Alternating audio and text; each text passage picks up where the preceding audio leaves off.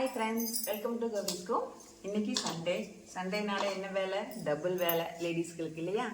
இன்றைக்கி நான் என்ன பண்ணுறேன், காலையில் சப்பாத்திக்கு மாவு பிணைஞ்சிட்ருக்கிறேன். சப்பாத்தி, பூரி, அப்புறம் பூரி மசால் அது செஞ்சு பார்ப்போம். சரியா? மாவு பிணைஞ்சாச்சு, மூடி வச்சிடலாம். கொஞ்சம் நேரம் கழித்து சுடும். உருளைக்கிழங்கு வெந்தாச்சு, மசால் பண்ணலாம். சப்பாத்தி போடுறதுக்கு கல் காஞ்சாச்சு, சப்பாத்தி போடலாம். பூரி போடுறதுக்கு எண்ணெய் காஞ்சிட்ருக்குது, பூரியும் போடலாம். மசால் ரெடி ஆயிடுச்சு, உருளைக்கிழங்கு மசால்.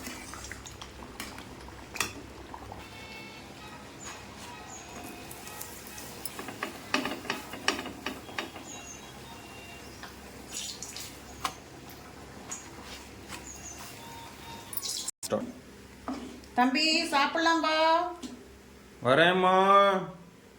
சீக்கிரம் வா, குளிர் காரிரும். இந்த சப்பாத்தி மசால் மட்டும்தான் பண்ணியிருக்கேன், தேங்காய் சட்னியில் இன்னைக்கு இல்லை. அவ்வளோதான். உனக்கு எங்களுக்கு பூரி, உனக்கு சப்பாத்தி. சரியா? ஓகேம்மா, சப்பாத்தியே ஓகே. சரி, சாப்பிடு தங்கம். இந்த சூடாக இருக்குது, சாப்பிடு. நெய் போட்டிருக்கீங்களா சப்பாத்தியில்? நெய் போடல, வெண்ணெய் போட்டு பிசைஞ்சிருக்கேன். வெண்ணெய் போட்டு பிசைஞ்சிருக்கீங்களா? நெய்யெல்லாம் போடல.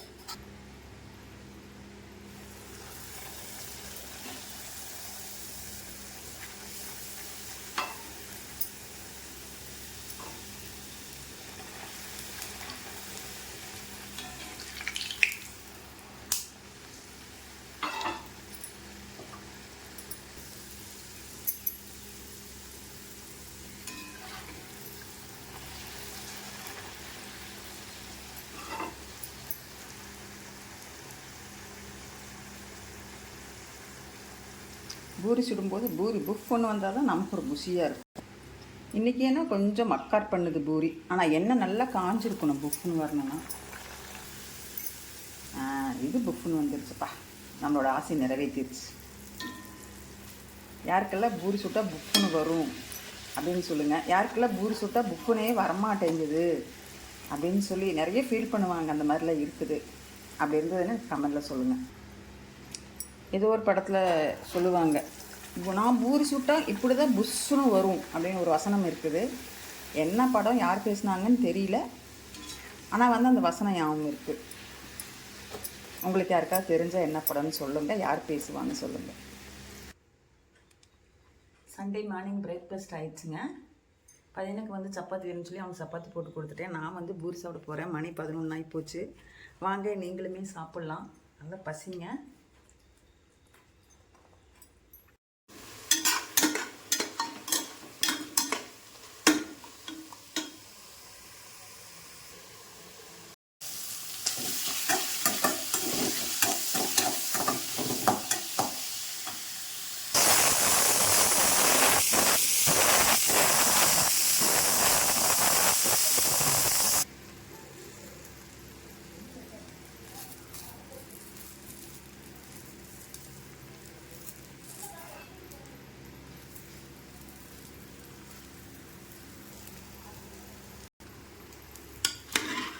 சிக்கன் குழம்பு ஆயிடுச்சான்னு பார்ப்போம். சிக்கன் வந்துருக்குதான்னு பார்ப்போம்.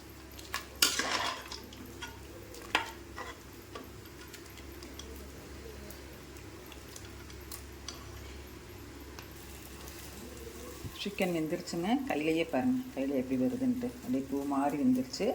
சரி, குழம்பை தாளிச்சு விட்றலாம்.